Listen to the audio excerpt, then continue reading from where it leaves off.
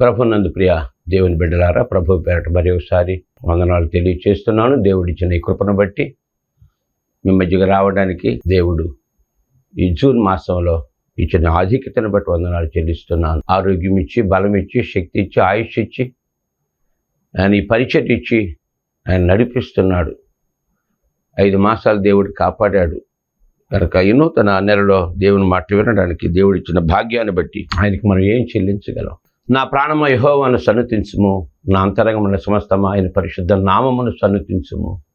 నా ప్రాణమ యెహోవాను సన్నుతించుము, ఆయన చేసిన ఉపకారములలో దేనిని మర్చిపోవద్దని దేవుని వాక్యం జ్ఞాపకం చేస్తుంది. కనుక ప్రియ దేవుని బిడ్డలారా, షారోను పావురు స్వరము అనే యొక్క టీవీ పరిచర్యలో మరి మాతో పాటు చాలామంది బిడ్డలు మరి పాలు పంపులు పొంది ఉన్నారు. రాజా రమేష్ బాబు, సురేష్ బాబు వారు, వారి కుటుంబ సభ్యులు, వారి తల్లి గారు, వారి తండ్రి గారు ఈ పరిచర్యను ముందు కొనసాగించడానికి వారు చేస్తున్న కృషిని బట్టి వారికి వందనాలు తెలియజేస్తున్నాను.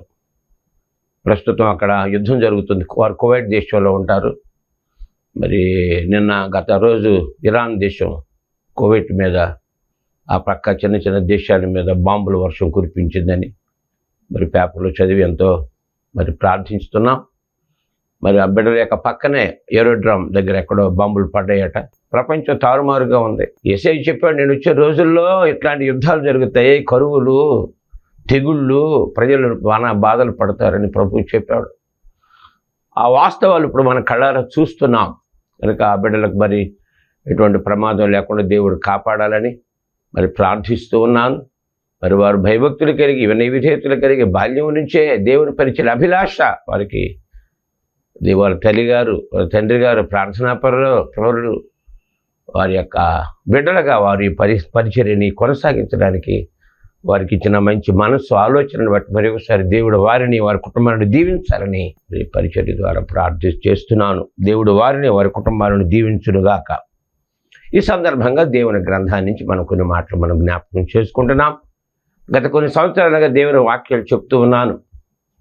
దేవుడిచ్చిన చిన్న జ్ఞానం, అంత పెద్ద జ్ఞానం లేదు, కానీ మా నాన్నగారు బిషప్ సంగీతరావయ్య గారు, మా అమ్మగారు భక్తులు, ప్రార్థనాపరులు, నీతిమంతులు, నిరపరాధులుగా వారు జీవించారు. 70 సంవత్సరాలు నాన్న పరిచర్య జరిగించాడు. అనేక కుటుంబాలకు ఆదరణగా అనేక కుటుంబం దేవునికి మళ్లించిన గొప్ప పోరాట యోధుడు నాన్న. వారి యొక్క ప్రార్థన ఫలితంగా దేవుడు నాకు కూడా ఈ కృపనిచ్చాడు. అందుని బట్టి వందనాలు చెల్లిస్తున్నాను దేవునికి. మరి దేవుని చాలామంది అడిగారు, అయ్యా లైకులు ఎన్ని వస్తాయంటే, లైకులతో మేమేం చేస్తామండి? లైకులు చాలామంది చేస్తారు, కొంతమంది చేయరు, కొంతమంది వింటారు, కొంతమంది వినరు. అయినప్పటికీ మీరు యెహెజ్కేలుతో దేవుడు చెప్పాడు, వారు వినినా వినకపోయినా సువార్త ప్రకటించమని చెప్పాడు. మరి సువార్త ప్రకటించడమే మా బాధ్యత. దేవుడు యేసు ప్రభువు గారు లోకానికి వచ్చాడు. ఎందుకు వచ్చాడు? ఆయన ఏం చేశాడు? ఆయన ఎలా ఉన్నాడు? ఎలా ఉండమని చెప్పాడు? ఎలా ఉంటే ఆయన రాజ్యానికి తీసుకుని వెళ్తాడు, ఆయన రాజ్యంలో ప్రవేశిస్తాము అనే మాటలతో ప్రజలను చైతన్యం చేయాలని, హెచ్చరించాలని ఒక మంచి ఉద్దేశంతో ఈ కార్యక్రమాన్ని ముందుకు నడిపిస్తూ ఉన్నాం. కనుక నా ప్రియ సహోదరి సహోదరులారా, ప్రభు వచ్చే రోజుల్లో ఉన్నాం కనుక మరి ఈ రోజుల్లో మన బాధ్యత ఏంటో మనం గుర్తెరగాలని ఒకసారి నేను జ్ఞాపకం చేస్తూ ఉన్నాను.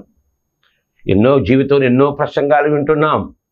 గొప్ప గొప్ప సేవకులు, గొప్ప గొప్ప బాధలు, ఎంతో జ్ఞానంతో చెప్పిన మాటలు వింటున్నాం. కానీ ఆ విన్న మాటలు, ప్రసంగాలు మనకి ఏ విధంగా ఉపయోగపడుతున్నాయి అని ఎప్పుడు ఆలోచించుకోవాలి. ఒక విద్యార్థి స్కూల్లో జాయిన్ అయ్యాడంటే తన భవిష్యత్తుని సంవత్సరానికి వాడు ఎదగాలి.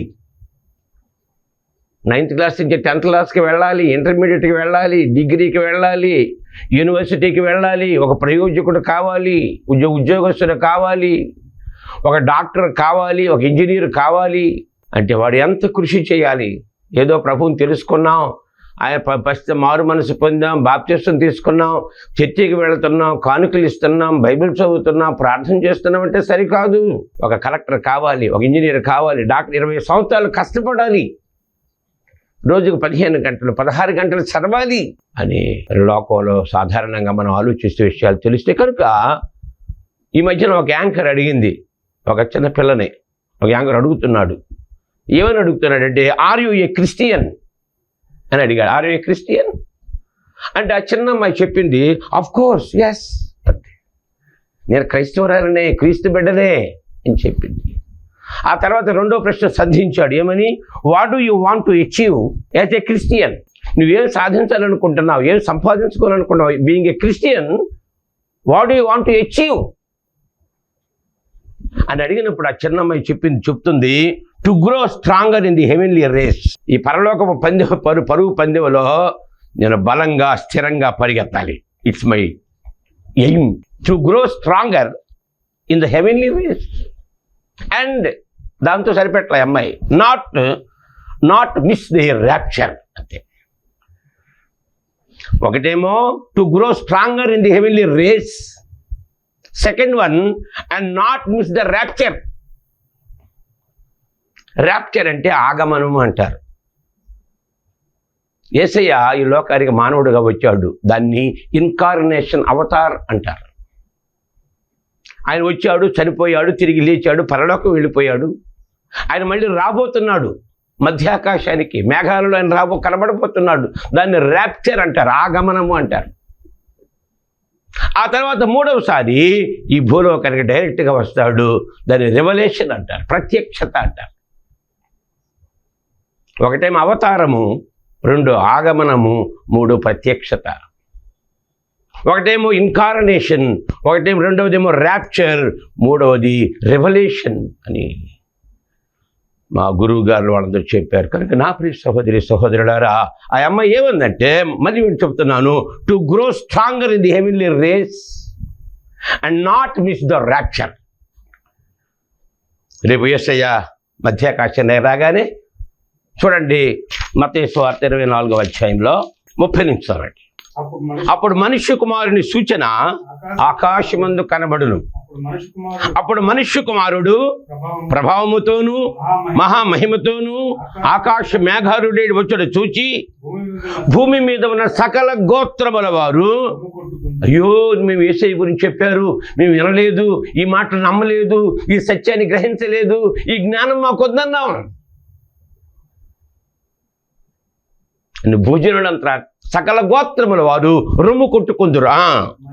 మరియు ఆయన గొప్ప బోరతో తన దూతలను పంపిస్తాడట ఈ భూలోకానికి. వారు ఆకాశం యొక్క ఈ చివరి నుండి ఆ చివరి వరకు నలుదిక్కుల నుండి ఆయన ఏర్పరచుకున్న వారిని పోగు చేతురు. దేనికోసం అంటే ర్యాప్చర్ కోసం. అందుకే అమ్మాయి అంది, నేను ర్యాప్చర్ని మిస్ కాకూడదు. ఆ వధువు సంఘములో దేవుడు ఏర్పరచుకున్న ఆ గుంపులో వారితో పాటు నేను దేవుని ఆకాశ మేఘాలెక్కి మధ్య ఆకాశంలో యేసయ్యని కలుసుకోవాలి, నేను మిస్ కాకూడదు. ఇది ఒక క్రైస్తవ విశ్వాసికి కావలసిన నిరీక్షణ, దీక్ష, పట్టుదల. నా ప్రియ సహోదరి సహోదరులారా, ఇది జ్ఞానం, దైవ జ్ఞానం అంటారు. ఈ జ్ఞానం కావాలి. లోక జ్ఞానం ఉండొచ్చు, ప్రకృతి జ్ఞానం ఉండొచ్చు, మనుష్య జ్ఞానం ఉండొచ్చు, లోక జ్ఞానం ఉండొచ్చు, కానీ దైవ జ్ఞానం లేకపోతే రెండవ రాకడని మిస్ చేసుకుంటావు మిత్రమా. మత్తయి సువార్త 28వ అధ్యాయంలో యేసయ్య ఏం చెప్పాడు? మత్తయి సువార్త 28వ అధ్యాయంలో యేసయ్య చెప్పిన మాటలు 18 చదవండి, 28-18 నుంచి. అయితే యేసు వారి యొద్దకు వచ్చి, పరలోకమందును భూమి మీదను నాకు సర్వాధికారము ఇయ్యబడి ఉన్నది, కాబట్టి శిష్యులకు చెప్తున్నాడు, మీరు వెళ్ళి సమస్త జనులను శిష్యులుగా చేయుడి. శిష్యులుగా చేయాలి. మనం విశ్వాసులుగా చేస్తున్నాం, అది ఎంతవరకు న్యాయ సమ్మతం? ఆలోచించండి ప్రియ దేవుని బిడ్డలారా. నీ దగ్గరికి వచ్చే నీ బిడ్డల్ని, దేవుని బిడ్డల్ని నువ్వు ఎలా తయారు చేస్తున్నావు? శిష్యులుగా తయారు చేస్తున్నావా? విశ్వాసులుగా వారిని అక్కడే ఉంచుతున్నావా నీ స్వార్థం కోసం? నువ్వు పనిచేస్తున్నావు, నీకు జీతం ఇస్తాడయ్యా. వారి భవిష్యత్తు, వారి బంగారు భవిష్యత్తు పాడు చేస్తున్నావేమో ఒకసారి ఆలోచించవా? ఏ మందిరానికి వెళ్ళకూడదు, ఏ మీటింగ్లకు వెళ్ళకూడదు, ఎవరి సేవకులు రావనివ్వకూడదు.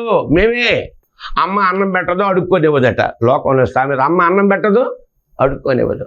అందుకే యేసయ్య అంటాడు 23వ అధ్యాయం చూడండి, 23వ అధ్యాయంలో, మత్తయి సువార్త 23వ అధ్యాయంలో 13 చదవండి. అయ్యో వేషధారులైన శాస్త్రులారా, పరిసయ్యులారా, మీరు మనుషులు ఎదుట పరలోక రాజ్యమును మూయుదురు, మీరు అందులో ప్రవేశించరు, ప్రవేశించిన వారిని ప్రవేశింపనీయరయ్యా. అమ్మ అన్నం పెట్టదో అడుక్కోనివ్వదంటే ఇదే.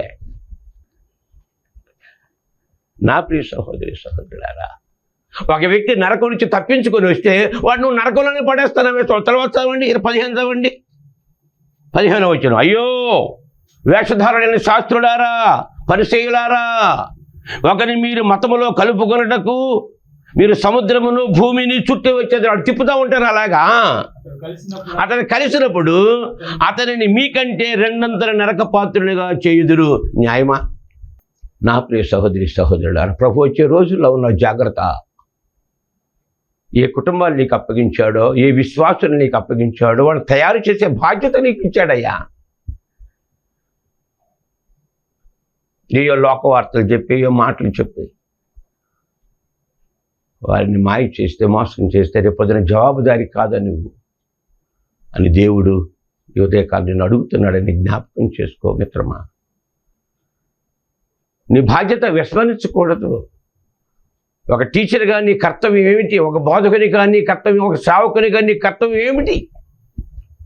కనుక యేసయ్య అన్నాడు 28వ అధ్యాయంలో వారిని శిష్యులుగా చేయమని చెప్పాడు. తర్వాత కాబట్టి మీరు వెళ్ళి 19వ వచనం, 28:19 మత్తయి సువార్త, మీరు వెళ్ళి సమస్త జనులను శిష్యులుగా చేయుడి, తండ్రి యొక్కయు కుమారుని యొక్కయు పరిశుద్ధాత్మ యొక్క నామములోనికి వారికి బాప్తిస్మం ఇచ్చుచు నేను మీకు ఏ ఏ సంగతులు ఆజ్ఞాపించుతునో వాటన్నిటినీ గైకొనవలెనని చెప్పడం కాదు. చెప్పావు, మంచిది, ఐ అగ్రీడ్. వారు చేస్తున్నారో లేదో చూడాలి. వారు చెబుతున్నావు, ప్రసంగాలు చేస్తున్నావు, దేవుని వాక్యాలే చెబుతున్నావు, మంచిగా చెబుతున్నావు, నేను ఒప్పుకుంటున్నా. కానీ వాళ్ళు చేస్తున్నారో లేదని ఆలోచించవా? పిల్లలు స్కూల్కి పంపించావు, స్కూల్కి వెళ్ళి వచ్చారు, ఇంట్లో చదివించవా? ప్రైవేట్ స్కూల్కి పంపించవా? ఎందుకు పంపిస్తున్నా? నేను మీకు ఏ ఏ సంగతులు ఆజ్ఞాపించుతున్న వాటన్నిటి గైకొనవలెనని వారికి బోధించుడి. ఇదిగో నేను యుగ సమాప్తి వరకు సదాకాలము మీతో కూడా ఉన్నానని వారితో చెప్పాడు. ఇది యేసయ్య బాధ. సదాకాలం అంతా ఆయన చనిపోయి వెళ్ళిపోయాడు పరలోకంలో. అక్కడ విజ్ఞాపన చేస్తున్నాడు ఆయన మన కోసం. తండ్రి కుడి పార్శ్వలో కూర్చుని యేసయ్య సదాకాలము నీతో ఉన్నాడని ఇక్కడ జ్ఞాపకం చేస్తుంది. ఈ మధ్యాహ్నకాల సమయంలో ఈ విషయంలో చిన్న మాటలు, కొన్ని మాటలు నేను జ్ఞాపకం చేయాలని అభిలాషపడుతున్నాను. మత్తయి సువార్తలో 1వ అధ్యాయంలో యేసయ్య లోకానికి వచ్చాడు. ప్రపంచమంతా సంతోషించింది. ఓహో, అసతోమ సద్గమయ తమసోమ జ్యోతిర్గమయ మృత్యుర్మ అమృతంగమయ, చెడు నడత నుండి మంచికి నడుపుమయ్య, అసతోమ సద్గమయ, చీకటి నుండి వెలుగుకు చేర్చుమయ్య, తమసోమ జ్యోతిర్గమయ, మృతిని పడకుండా మృత్యు అందించుమయ్యా. ఏమిటి మంత్రం? మేము అసత్యంలో ఉన్నాం, సత్యంలోనికి మళ్ళించేవాడు. మేము చీకటిలో ఉన్నాము, వెలుగులోనికి నడిపించేవాడు. మేము మరణమై నరకానికి పోతున్నాం, బ్రతికించి స్వర్గానికి చేర్చేవాడు కావాలి అని ప్రవక్తలు, ఋషులు ప్రార్థించే రీతిగా దేవుడు మానవుడుగా వచ్చాడు. ఆయనే యేసయ్య అంటే. యేసు ప్రభువు యేసయ్య అంటే రక్షించేవాడు, పాపము నుంచి, శాపము నుంచి, నరకమనే మరణము నుంచి తప్పించేవాడు, స్వర్గానికి చేర్చేవాడు, స్వర్గాధిపతి ఆయన. ఆయన గురించి ఇక్కడ ఒక ప్రవచనాన్ని ఇక్కడ జ్ఞాపకం చేస్తున్నాడు. చూడండి 1వ అధ్యాయంలో 20 సంవత్సరాలు ఆ యేసయ్య వారి నాన్నగారు అంటే వారి తండ్రిగా ఉన్నాడు యోసేపు. మరియమ్మ గర్భంలో ఆయన లోకంలోనికి వచ్చాడు.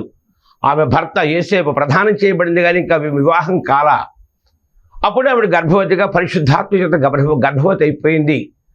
అప్పుడు ఆయనకి భర్తకు తెలిసింది, ఏంటి నేను ప్రదానం చేసుకున్నాను, నీకు వివాహం కాలేదు కదా, ఈ అమ్మాయి ఎలా గర్భవతి అయిందని ఆలోచించుకుని, సరే అతను మంచివాడు కనుక ఆవిడ రహస్యంగా విడిచిపెట్టాలని ఆలోచిస్తున్నాడు యోసేపు ఒక రాత్రి.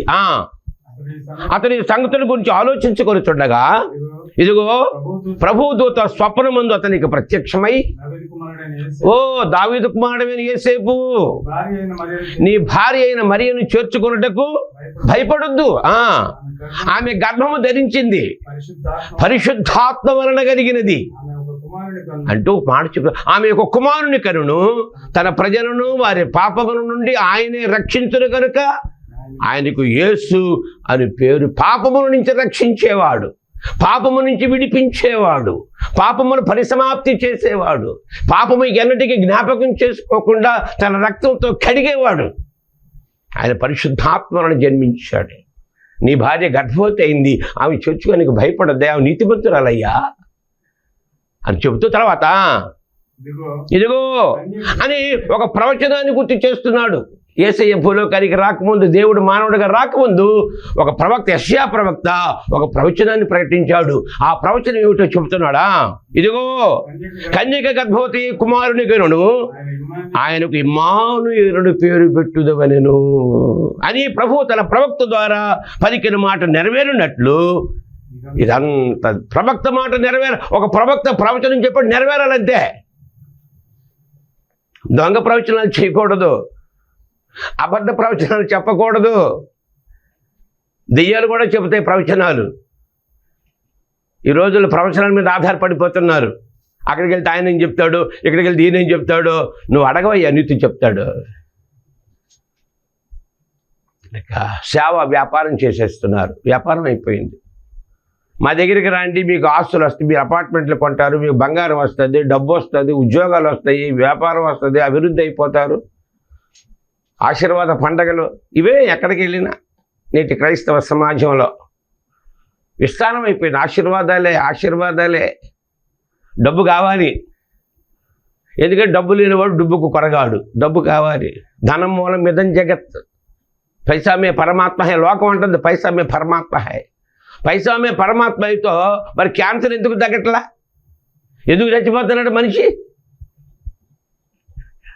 నా ప్రియ సహోదరి సహోదరులారా, దేవుడు ఏమైనా ఇవ్వగలడు, ఎంతైనా ఇవ్వగలడు, ఎలాగైనా ఇవ్వగలడు. ఆయన ఈ లోకంలో కాదని, ఈ లోకంలో హింసలతో పాటు 100 రెట్లు పరలోకంలో నిత్యజీవం నీకు ఇస్తాను రా బాబు. పేతురు, ధనవంతుడు పరలోకం వెళ్ళడరా, ఎందుకు మీరు ధనం కోసం పరిగెడుతున్నారా, నా కోసం పరిగెత్తనరా అంటే, అబ్బే మాకు డబ్బు కావాలయ్యా. సరే మంచిదేలే, దానికి మనం ఏం చెప్తాం? దేవుని ఎడల ధనవంతుడు కాక తన కొరకే కూర్చి ఇలాగూ ఉంటాడని చెప్పాడు. కనుక నా ప్రియ సహోదరి సహోదరులారా, ఈ ప్రవక్త ప్రవచనం చెప్పాడు. ఇదిగో కన్యక గర్భవతి కుమారుని కనును, ఆయనకు ఇమ్మానుయేలుని పేరు పెట్టుదని ప్రభువు తన ప్రవక్త ద్వారా పలికినట్టు ఇదంతా జరిగిన తర్వాత ఇమ్మానుయేలుని పేరునకు భాషాంతరమున దేవుడు మనకు తోడని అర్థము. ఇది ఇమ్మానుయేల్. పాలకొండలో మా ప్రియుడు డానియల్ గారు ఉండేవాడు. తన భార్య కృపమ్మ, చక్కని భక్తులు, భార్య భర్తలు. వారి తల్లిగారు మరి పార్వతమ్మ, వాళ్ళ నాన్న కృష్ణ, వారు కూడా భక్తులే. వారు ఈ నువ్వుల్లోని వ్యాపారం చేస్తూ ఉంటారు. సరే, మా కొత్తలో వారి ఇంటికి వెళుతుండేవాడిని. వారు భయభక్తుల్లో ఉన్నారు. అప్పుడు వారిని వారి ఇంట్లో అప్పుడప్పుడు ఉంటుండేవాడిని. చాలా ప్రేమించేవాళ్ళు. వాళ్ళు దేవుని బిడ్డలు, దేవుని భక్తులు, భక్తులను తెలిసిన వాళ్ళు కనుక భక్తులు అంటే వాళ్ళకి తెలుసు. భక్తి తెలిసిన వాడికి భక్తులు అంటే తెలుసు. భక్తులు వస్తే ప్రార్థన చేస్తే, వారు అడుగు పెడితే దేవుడు దీవిస్తాడని వారి గ్రహింపు వారికి ఉంటుంది. భక్తి చేసే వాళ్ళకి, భక్తిహీనులకు ఉండదులే. సరే, ఆ పిల్లవాడు బాప్తిసం పొందాడు. పెద్ద కొడుకు చిన్నతనంలోనే ఉద్యోగం వచ్చింది పోస్ట్ ఆఫీస్ డిపార్ట్మెంట్లో. అప్పుడు అయ్యా వారికి పేరు పెట్టాలి అయ్యగారు అన్నారు. అప్పుడు ప్రార్థన చేశా, ఏం పేరు పెట్టాలి ప్రభు అన్నప్పుడు దేవుడు ఈ పేరు నాకు సూచించాడు, ఇమ్మానుయేల్ అని పేరు పెట్టమన్నాడు. అప్పుడు ఆ బిడ్డకు ఆ పేరు పెట్టి ఇమ్మానుయేల్ అని. ఇప్పుడు ఆ బిడ్డ వాడి ఉద్యోగం వచ్చింది, పోస్ట్ ఆఫీసులో ఉద్యోగం చేస్తున్నాడు, ఒక ఇల్లు కట్టుకున్నాడు, వివాహానికి సిద్ధంగా ఉన్నాడు. ఈ మధ్యన కొంచెం అనారోగ్యం అయింది, అయినప్పటికీ దేవుడు కాపాడుతూ ఉన్నాడు. చిన్న కొడుకు కూడా హైదరాబాద్లో పనిచేస్తున్నాడు. ఒక మంచి కుటుంబం దేవుడు వారికి దొరికాడు. వారు ప్రతి సంవత్సరము వారి యొక్క బాప్తిసం రోజున వారు పండగగా చేస్తారు అక్కడ. కనుక ఆ కుటుంబాన్ని దేవుడు దీవించాలని నేను ప్రార్థిస్తూ ఉన్నాను. ఇక్కడ ఇమ్మానుయేల్ అంటే దేవుడు మనకు తోడు. ఈడు జోడు, తోడు ఉండాలి, ఒక తోడు ఉండాలి. ఒక మనిషికి మనిషి ఉండాలి. నరుడు ఒంటరిగా ఉండే మంచిదిగా దేవుడు తోడిచ్చాడు అవ్వమ్మని. ఒక తోడు ఉండాలి.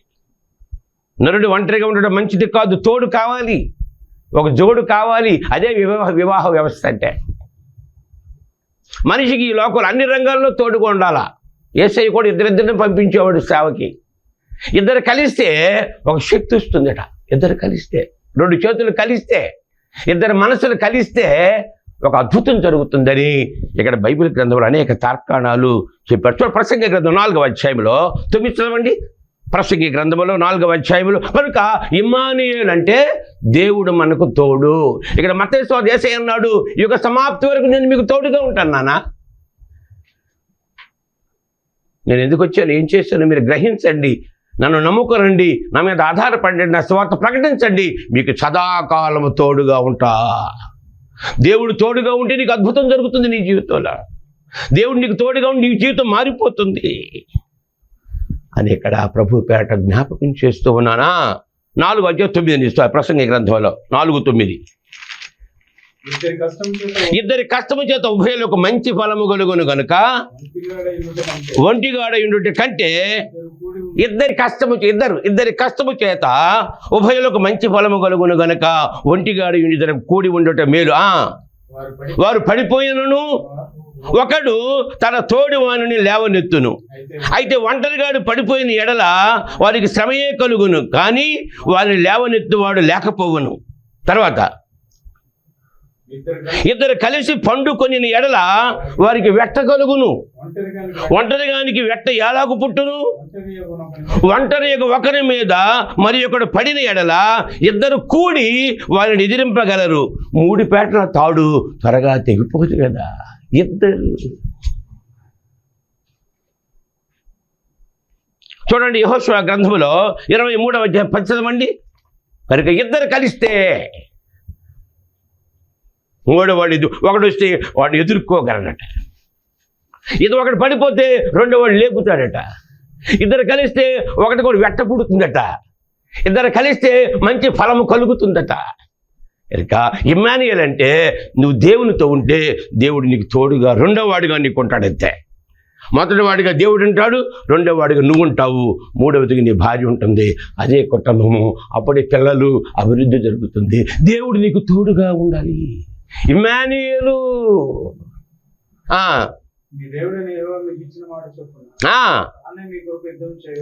దేవుడు మీకు ఇచ్చిన మాట చొప్పున తానే యుద్ధము మీ పక్షముగా యుద్ధము చేయను కనుక మీలో ఒకడు 1000 మందిని తరుగుతాడటండి. ఒకటి శక్తి. మీలో ఒకడు ఎంతమందిని?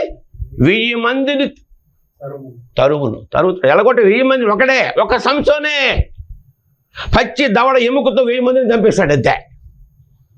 ఒక సంసోను. ఎప్పుడు దేవుని ఆత్మ సంసోను మీదకి వచ్చిందో, దేవుని శక్తి సంసోనులోకి వచ్చిందో, పచ్చి దవడ ఎముక చేత 1000 మందిని చంపేస్తాడంటే. బా, ఇదే రాస్తున్నాడు, దేవుడు మీ పక్షముగా యుద్ధము చేయను కనుక ఒకడు 1000 మందిని తరుము.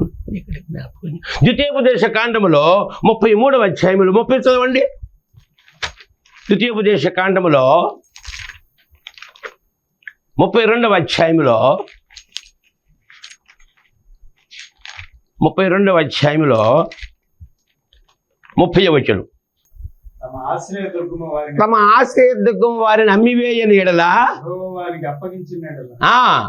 ఒక్కడు ఎట్లు 1000 మందిని తరుమును, ఇద్దరు ఎట్లు 10,000 మందిని పారద్రోలుదురు. ఒకడైతే 1000 మందిని తరుగుతాడట, ఇద్దరు కలిస్తే 10,000 మందిని తరుగుతారట. 10 అంతల శక్తి చేస్తుంది కనుక ఇక్కడ దేవుడు నీకు తోడుగా ఉంటాడు అని ఇక్కడ జ్ఞాపకం చేస్తున్నాడు. కనుక నా ప్రియ సహోదరి సహోదరులారా, మత్తయి సువార్త 18:19 మీలో ఇద్దరు తాము వేడుకొని దేని గూర్చి అయినను, మీలో ఇద్దరు తాము వేడుకొని దేని గూర్చి భూమి మీద ఏకీభవించిన ఎడల అది పరలోకం నా తండ్రి చేత వారికి దొరికినని మీతో నిశ్చయముగా చెప్పుతున్నాను. ఎలా అనగా 2, 3 నా నామమును ఎక్కడ కూడి ఉందరో, ఇద్దరు భార్యాభర్తలు, ఇద్దరు ఆడ మగ ఇద్దరు వారు కూడి ఉండ, భార్యాభర్తలు ఇద్దరు ప్రార్థించలేకపోతే సైతాన్ అంతే. ఈ రోజుల్లో భార్యాభర్తలు ప్రార్థించడం చాలా తక్కువ. ఎక్కడో అక్కడక్కడ. యెషయాకి సైన్యం వచ్చేసింది, యుద్ధం చేయాలా. యెషయా ప్రవక్తను పంపించాడు, ఇద్దరు ప్రార్థన చేయగా ఆ దేవుడే సైన్యాన్ని పారద్రోలేదండి.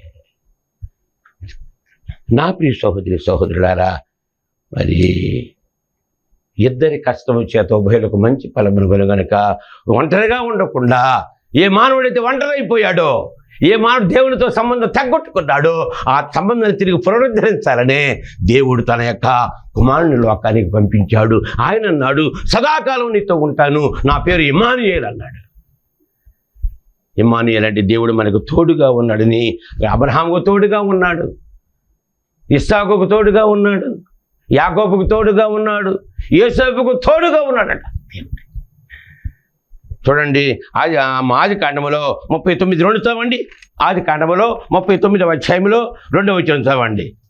ఆది కాండము 30, ఈ మధ్యాహ్న కాల సమయంలో ఆది కాండము 39వ అధ్యాయంలో 2వ వచనం. యెహోవా యోసేపునకు తోడై ఉండెను గనుక అతడు వర్ధిల్లుచు. యెహోవా అతనికి తోడుగా ఉన్నాడు గనుక అతను వర్ధిల్లుతున్నాడు. నీకు తోడుగా ఉన్నాడా? నువ్వు వర్ధిల్లాలంటే, దేవుడు నీకు తోడుగా ఉంటే నువ్వు వర్ధిల్లుతావు. 3వ వచనం చదవండి. యెహోవా అతనికి తోడై ఉండుననియు అతడు చేసిన పనంతా అతని చేతిలో యెహోవా సఫలము చేయుచుండుననియు అతని యజమాను చూచినప్పుడు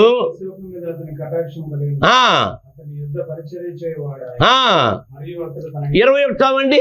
మరియు తన ఇంటి వారందరి మీద యోసేపును అధికారిగా చేసేసాడ. 21వ వచనం. అయితే యెహోవా యోసేపునకు తోడై ఉండి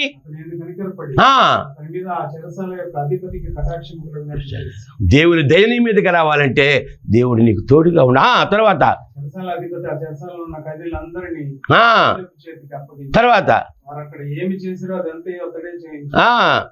యెహోవా అతనికి తోడై ఉండెను కనుక